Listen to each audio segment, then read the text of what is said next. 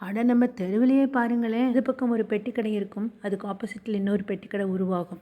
இப்படியே மளிகை கடையில் ஆரம்பித்து டிபார்ட்மெண்டல் ஸ்டோர் வரைக்கும் போய் இப்போ மால் காம்ப்ளெக்ஸ்னு ஒரே போட்டி தான் நடக்குது இந்த உலகத்தில். அது மட்டுமா, அரசியல்வாதிகள், நடிகர் நடிகைகள், திரைப்படங்கள், கவிஞர்கள், ஒவ்வொரு இடத்துலையும் போட்டி தான் நடக்குது. போட்டிகள் எல்லாம் ஹெல்த்தி காம்படிஷனாக இருந்தால் பரவாயில்ல, பொறாமை காம்படிஷனால மாறிடுது. அப்படி மாறி தானே ஒரு அம்மா கூட தன்னுடைய குழந்தை கூட படிக்கிற இன்னொரு ஸ்டூடெண்ட்டுக்கு விஷம் வச்சு கொண்டாங்க. உலகம் எப்படியோ ஓடிட்டுருக்கு. அந்த காலத்தில் என்எஸ் கிருஷ்ணனும் மதுரமும் இணைந்து ஜோடியாக நடிச்சிட்டு இருந்தாங்க. இவங்களோட ஜோடி கொடிகட்டி பறந்தது. நிஜ வாழ்க்கையிலும் இவங்க உண்மையான ஜோடி.